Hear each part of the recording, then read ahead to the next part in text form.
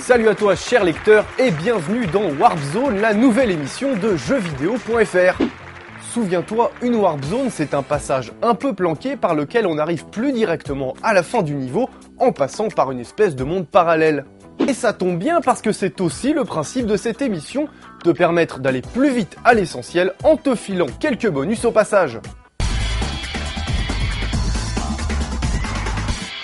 L'actualité de cette semaine, c'est évidemment la sortie de la Nintendo DSi. Alors s'agit-il d'une vraie nouvelle console ou de 2-3 applis gadgets et d'un i en plus? Après avoir décortiqué la bestiole pendant quelques heures, le bilan est carrément mitigé. Nintendo peut bien essayer de fourguer sa machine au grand public sur ses prétentions multimédia. Le gamer, le vrai, n'est pas dupe. Hein que t'es pas dupe toi? Toi non plus t'es pas dupe. T'as pas l'intention de te laisser enfiler, hein? Et oui, monsieur, dame, on les voit venir, les jeux GBA téléchargés maintenant que le port cartouche est fermé, et toutes ces applications bidons qui viendront bientôt garnir la boutique en ligne. Bref, on pourra toujours tenter de nous la boucler avec l'éternel argument du « t'es pas forcé d'acheter », il n'empêche que miser sur nos bas instincts consuméristes, ça reste quand même vachement vicelard. N'y voyez pas un acharnement de notre part, mais il se trouve que la citation de la semaine nous a été bredouillée par Reggie Fils-Aimé.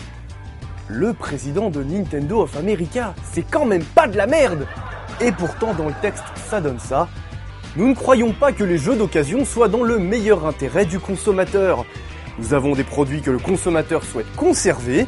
Un jeu comme Personal Cooking Trainer a une longue durée de vie. Le consommateur aime avoir une expérience neuve et la vivre encore et encore.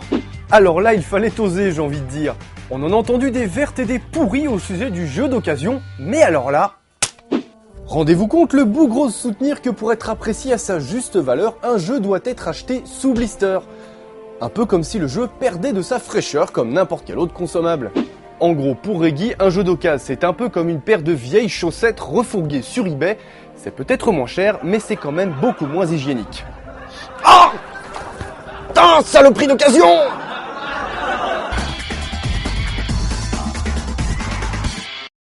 Le grand porte-nawak de cette semaine nous vient de chez Microsoft. Pour célébrer le 1er avril comme il se doit, le constructeur s'est fendu d'une vidéo bien fandarde. Fandarde. Il s'agit en fait d'une fausse pub pour un jeu musical complètement barré intitulé Alpine Legend. Et comme parfois une petite vidéo en dit bien plus qu'une longue description bien relou, on vous laisse apprécier.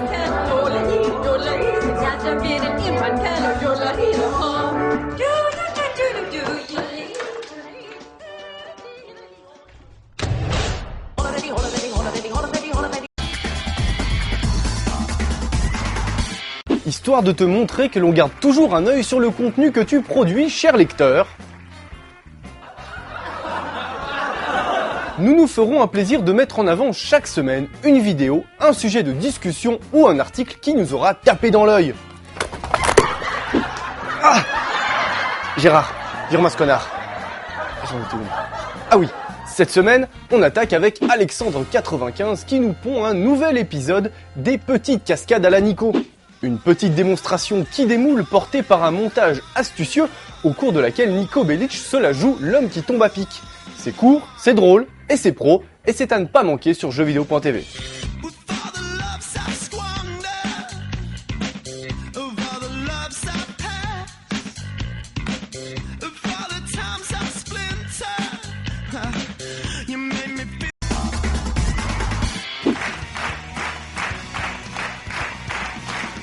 Ta gueule.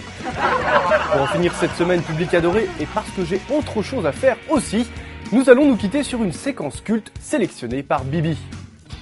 C'est moi, Bibi. On commence donc avec un grand classique, à savoir le combat de Street Fighter 3 Third Strike, opposant Justin Wong et Daigo Umehara pendant le tournoi américain Evo 2004. Alors que le Ken de Daigo a épuisé toute sa jauge de vie, le sournois Justin Wong lance sa furie, et là l'impensable se produit, Daigo se lance dans une série de blocking extrêmement périlleuse jusqu'à un final d'anthologie. Enjoy!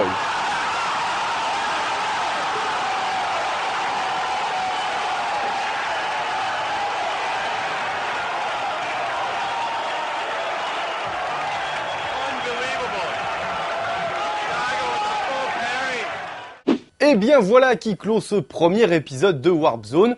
Avant de vous quitter, petit coup de promo assumé, nous allons lancer prochainement une rubrique courrier des lecteurs. N'hésitez donc pas à nous envoyer vos questions, remarques, déclarations de guerre ou d'amour à l'adresse suivante, courrier@jeuxvideo.fr. Et n'oubliez pas qu'il y a 2 R à courrier. Voilà, vous pouvez vous en retourner à votre jeu du moment jusqu'à la semaine prochaine. Il n'y a plus rien à voir.